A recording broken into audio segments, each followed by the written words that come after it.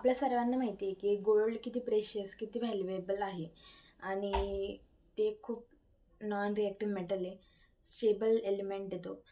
But त्याच्या कंपॅरिझनमध्ये ion गोल्डपेक्षा जास्त stable material आहे आणि आयन एकदम स्ट्रॉंग. आपण खूप म्हणजे लिटरली त्याला बिल्डिंग्सचं कन्स्ट्रक्शन्स, ब्रिजेस वगैरे त्याच्या मशिनरीज त्यासाठी यूज करतो. म्हणजे आयन गोल्डपेक्षा जास्त स्ट्रॉंग आहे, बट आयन जास्त व्हॅल्युएबल नाही आहे. आयनने त्याचे जास्त फॉर्म्स केले, तो जास्त अवेलेबल आहे, त्याच्यामुळे त्याची जी वर्थ आहे ती कमी होऊन जाते. आणि जसं की एक ड्रॉप ऑफ वॉटर ते सुद्धा त्या आयनला ते स्वतः डिस्ट्रॉय करू शकतो. लिटरली ते रस्ट होऊन जातं स्वतःलाच.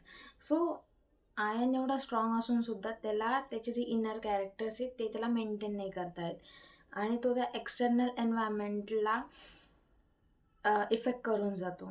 सो लाईफ पण अशीच असते की आपण काय करतो, एखाद्या वेळेस एखादं कोणीतरी काहीतरी बोललं नाही तर काय झालं तर आपण एक्सटर्नल एन्व्हायरमेंटला रिॲक्ट करून जातो आणि आपलं स्वतःला त्या आयनसारखं रस्ट करून घेतो.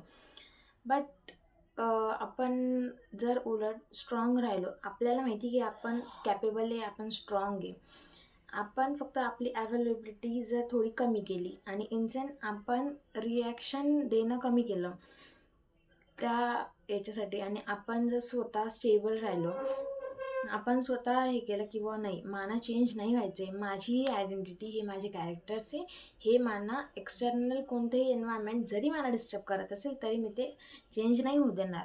सो आपण जर तसं हे राहिलो तर आपण सुद्धा एका आयनपासून एका गोल्डपर्यंत एक प्रेशियस व्हॅल्युएबल पर्सनपर्यंत होऊ शकतो.